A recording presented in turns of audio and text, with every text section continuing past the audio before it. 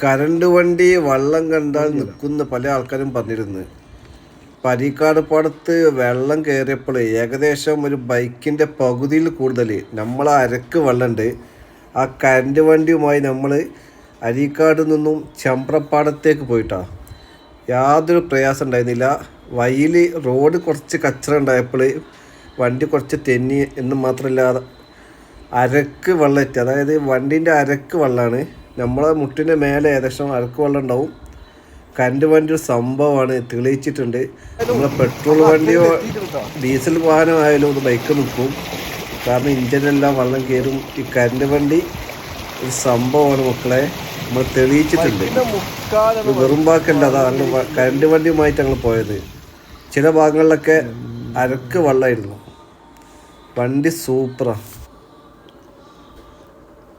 Current വണ്ടി എന്ന് പറഞ്ഞാൽ നമ്മൾ അംഗീകരിക്കേണ്ട സാധനമാണ്.